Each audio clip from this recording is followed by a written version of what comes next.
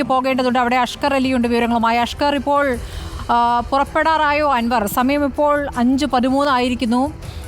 6 മണിക്കെങ്കിലും പരിപാടി തുടങ്ങുക എന്നുള്ളതാണല്ലോ. ഇപ്പോൾ തന്നെ പുറപ്പെടുമോ? എന്താണ് മനസ്സിലാക്കാനാകുന്നത്?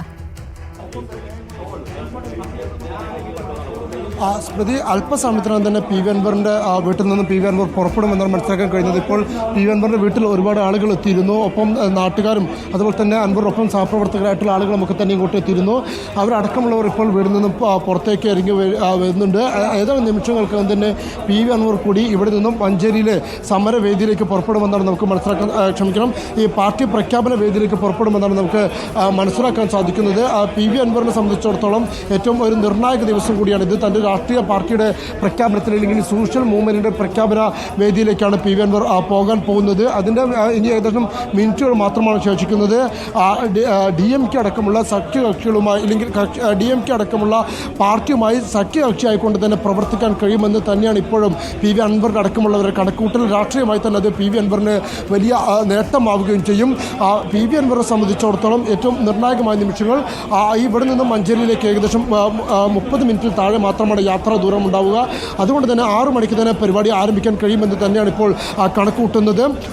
തികച്ചും അപ്രതീക്ഷിതമായിട്ടായിരുന്നു ഇത്തരത്തിലൊരു രാഷ്ട്രീയ സാഹചര്യത്തിലേക്ക് ഇന്നത്തെ പി വി അൻവറിൻ്റെ പാർട്ടി പ്രഖ്യാപന സമ്മേളനം തന്നെ എത്തുന്നത്. കാരണം ഇന്നലെ വരെ തൻ്റെ രാഷ്ട്രീയ പാർട്ടി പ്രഖ്യാപിക്കുമെന്ന് പറഞ്ഞിരുന്ന പി വി അൻവർ തികച്ചും അപ്രതീക്ഷിതമായിട്ടാണ് ഇത്തരത്തിൽ DMKയുമായി സഖ്യകക്ഷിയാവാൻ പോകുന്നു എന്നുള്ള കാര്യമൊക്കെ തന്നെ പുറത്തു വരുന്നത്. ഇപ്പോൾ പി വി അൻവറിൻ്റെ വീട്ടിലും ഇത്തരത്തിൽ ആളുകൾ എത്തിയിട്ടുണ്ട്. പി വി അൻവറിൻ്റെ ചിത്രങ്ങൾ പതിച്ച പതാക, അതുപോലെ തന്നെ DMKയുടെ കൊടികളുടെ നിറത്തിലുള്ള ഷാളുകളടക്കം അണിയിച്ചുകൊണ്ടുള്ള പ്രവർത്തകർ ഇവിടെ എത്തുകയും ചെയ്തിട്ടുണ്ട്.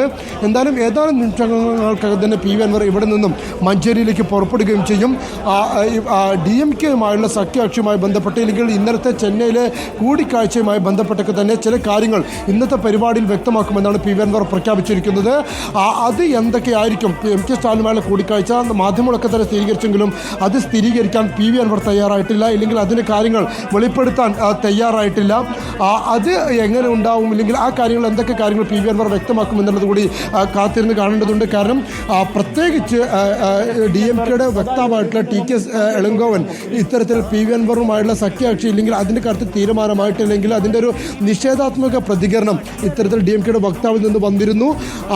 അതിനെതിരെയുള്ള അല്ലെങ്കിൽ അതുമായി ബന്ധപ്പെട്ടുകൊണ്ടുള്ള നീക്കങ്ങൾ എന്തൊക്കെ ആയിരിക്കും എന്നുള്ളതാണ് ഇനി കാത്തിരുന്ന് കാണേണ്ടത്. അതുമൊക്കെ ഏത് വിധത്തിലാണ്, അല്ലെങ്കിൽ DMKയുമായുള്ള സഖ്യകക്ഷിയുമായി ഔദ്യോഗിക പ്രഖ്യാപനം ഇതുവരെ പി വി അൻവർ നടത്തിയിട്ടില്ല.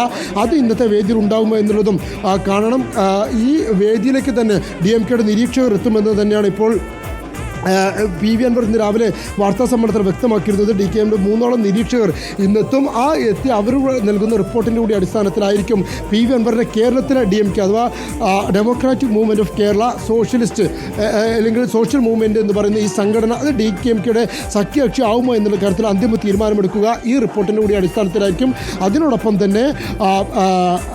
തന്നെ ഈ ക്യൂ ബ്രാഞ്ചിൽ തമിഴ്നാട് പോലീസിൻ്റെ ഭാഗമായിട്ടുള്ള ക്യൂ ബ്രാഞ്ചിൻ്റെ ഉദ്യോഗസ്ഥരും കേരളത്തിലേക്ക് എത്തിയിട്ടുണ്ട്. ഇവരും പി വി അൻവറിൻ്റെ രാഷ്ട്രീയ നീക്കങ്ങൾ, കേരളത്തിലെ രാഷ്ട്രീയ സാഹചര്യം, അതുപോലെ തന്നെ മുഖ്യമന്ത്രിയുമായുള്ള വിഷയങ്ങളൊക്കെ തന്നെ ബന്ധപ്പെട്ടൊക്കെ ഒരു വിശദമായ റിപ്പോർട്ട് MK സ്റ്റാലിന് നൽകും. അതിൻ്റെ കൂടിയൊക്കെ അടിസ്ഥാനത്തിലായിരിക്കും ഒരു അന്തിമ തീരുമാനം DMK നേതൃത്വം എടുക്കുക. എന്നാൽ ആ തീരുമാനം കൃത്യമായി പി വി അൻവറിന് ഒരു ഉറപ്പ് ലഭിച്ചിട്ടുണ്ട് എന്നാണ് നമുക്കിപ്പോൾ പി വി അൻവറിൻ്റെ വീട്ടിൽ നിൽക്കുമ്പോൾ മനസ്സിലാക്കാൻ കഴിയുന്നത്. കാരണം അത്രയധികം DMKയുടെ പതാകകൾ, DMKയുടെ ഷാളുകളൊക്കെ തന്നെ ഇപ്പോൾ അൻവറിനൊപ്പമുള്ള അനുയായികൾ തന്നെ ഇപ്പോഴും ഉപയോഗിക്കുന്നു. ഏതെങ്കിലും വിധത്തിൽ അങ്ങനെ DMK നേതൃത്വം അൻവർ തള്ളുകയാണെങ്കിൽ പക്ഷേ ഇവരൊക്കെ ഇത് ഉപേക്ഷിക്കേണ്ടതായിരുന്നു. അങ്ങനെ ഉപേക്ഷിച്ചിട്ടില്ല എന്ന് മാത്രമല്ല അവർ വീണ്ടും കൂടുതൽ കൊടികൾ ഉപയോഗിക്കുന്നു. അൻവറോ അല്ലെങ്കിൽ അൻവറൊപ്പമുള്ളവരോ ഒന്നും തന്നെ അതിനെ തടയുന്നുമില്ല. സ്വാഭാവികമായും DMKയുടെ കേന്ദ്രങ്ങളിൽ നിന്നും പി വി അൻവറിന് കൃത്യമായൊരു ഉറപ്പ് ലഭിച്ചിട്ടുണ്ട് എന്ന് തന്നെ വേണം മനസ്സിലാക്കാൻ. നമുക്ക് ലഭിക്കുന്ന വിവരങ്ങളും അങ്ങനെ തന്നെയാണ്. ഉദയനിധി സ്റ്റാലിൻ അടക്കമുള്ള DMKയിൽ ഇപ്പോൾ ഉപമുഖ്യമന്ത്രി സ്ഥാനം വഹിക്കുന്ന ഉദയനിധി സ്റ്റാലിൻ അടക്കമുള്ളവർക്ക് കേരളത്തിൽ DMK വളർത്തണമെന്ന ശക്തിയായ ആഗ്രഹമുണ്ട്. എന്നാൽ അവർക്കൊക്കെ മുമ്പിലുള്ള ഏറ്റവും വലിയ തടസ്സം എന്ന് പറയുന്നത് തമിഴ്നാട്ടിൽ സഖ്യകക്ഷിയായിട്ടുള്ള CPMൻ്റെ ഒരു വിമതനായി മാറിയ പി വി അൻവറിനെ അതേ DMKയുടെ ഭാഗമാക്കുമോ എന്നുള്ളതാണ് ഇപ്പോൾ ഉയരുന്ന ചോദ്യം. ആ രാഷ്ട്രീയ ചോദ്യത്തിനുള്ള ഉത്തരത്തിന് അല്പം കൂടി നമ്മൾ കാത്തിരിക്കേണ്ടി വരും.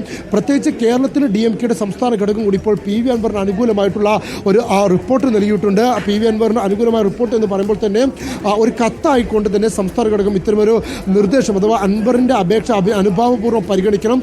അത്തരമൊരു പി വി അൻവറെ പോലുള്ള ഒരാൾ അല്ലെങ്കിൽ ഈ നിലവിലൊരു പാർട്ടി രൂപീകരണം DMKയുടെ കക്ഷിയാവുകയാണെങ്കിൽ അത് കേരളത്തിൽ ഗുണം ചെയ്യുമെന്ന് തന്നെയാണ് ഇപ്പോൾ ഈ നൽകിയ കത്തിലും പറഞ്ഞിരിക്കുന്നത്. സംസ്ഥാന DMK-യുടെ കേരള ഘടകത്തിൻ്റെ സംസ്ഥാന സെക്രട്ടറിയായിട്ടുള്ള മുരുകേശനാണ് ഇത്തരത്തിലൊരു കത്ത് DMK-യുടെ തമിഴ്നാട് ഘടകത്തിന് നൽകിയിരിക്കുന്നത്. അതിനോടൊപ്പം തന്നെ DMK PV അൻവറിനെ പാർട്ടിയിലെടുക്കുന്നതുമായി ബന്ധപ്പെട്ട ചില വിലയിരുത്തലുകൾ DMK നടത്തുന്നുണ്ട്. അതിലേറ്റവും പ്രധാനപ്പെട്ട കാര്യം എന്ന് പറയുന്നത് കേരളത്തിൽ DMK വളർത്തുക എന്നതിനോടൊപ്പം തന്നെ ഒരു ദേശീയ പാർട്ടി എന്ന പദവിയിലേക്ക് പോകാൻ DMK ആഗ്രഹിക്കുന്നു. അങ്ങനെ ദേശീയ പാർട്ടി പദവിയിലേക്ക് DMK പോകണമെങ്കിൽ തമിഴ്നാട് പുറത്തുള്ള സ്ഥലങ്ങളിലും ഒരു ആധികാരിക ശബ്ദമാകാൻ DMK-ക്ക് സാധിക്കണം. ഇല്ലെങ്കിൽ അതിന് കൃത്യമായ ജനപ്രാതിനിധ്യം ഇല്ലെങ്കിൽ ഇത്ര ശതമാനം വോട്ടുകൾ ഉണ്ടാക്കുക എന്നുള്ളതാണ്. 6% വോട്ടെങ്കിലും ഇതര സംസ്ഥാനങ്ങൾ നേടുക എന്നുള്ളത് DMK-യുടെ മുമ്പിലുള്ള ഒരു ആവശ്യമാണ്. PV അൻവറിലൂടെ കേരളത്തിൽ അത് സാധ്യമാക്കിയെടുക്കാൻ കഴിയുമെന്നുള്ളൊരു കണക്ക് കൂട്ടൽ ഉദയനിധി സ്റ്റാലിൻ അടക്കമുള്ളവർക്കുണ്ട്. അതുകൊണ്ട് തന്നെയാണ് ഇത്തരത്തിൽ ഒരു അനുകൂല നിലപാട് അവർ സ്വീകരിക്കുന്നത്. അതേസമയം കേരളത്തിലെ ഇടതുപക്ഷ പ്രസ്ഥാനങ്ങളിൽ നിന്ന് പ്രത്യേകിച്ച് CPM അടക്കമുള്ളവരിൽ നിന്നും MK സ്റ്റാലിൻ അടക്കമുള്ള DMK-യുടെ നേതാക്കൾക്ക് മേൽ ശക്തമായ സമ്മർദ്ദമുണ്ട്. ഒരു തരത്തിലും PV അൻവറിനെ അടുപ്പിക്കരുത്, ഇല്ലെങ്കിൽ PV അൻവറിൻ്റെ പുതിയ പാർട്ടിയെ അടുപ്പിക്കരുത് എന്നുള്ളത് തന്നെയാണ് അവർ മുന്നോട്ട് വയ്ക്കുന്ന സമ്മർദ്ദം. കാരണം PV അൻവർ അത്തരത്തിൽ DMK-യുമായി പ്രത്യേകിച്ച് സംഘപരിവാർ വിരുദ്ധ രാഷ്ട്രീയത്തിൻ്റെ ശക്തനായ പോരാളി, ദക്ഷിണേന്ത്യയിലെ തന്നെ ഏറ്റവും ശക്തനായ പോരാളി എന്നറിയപ്പെടുന്ന MK സ്റ്റാലിൻ്റെ പിന്തുണ PV അൻവറിന് ലഭിക്കുകയാണെങ്കിൽ ഇടതുപക്ഷത്തും പ്രത്യേകിച്ച് CPM-ലുമൊക്കെ അസംതൃപ്തരായി നിൽക്കുന്ന വിഭാഗത്തെ കൂടുതൽ ആകർഷിക്കാൻ അത് വഴിവെക്കുമെന്നുള്ളത് തന്നെയാണ് CPM-ന്റെ വിലയിരുത്തൽ.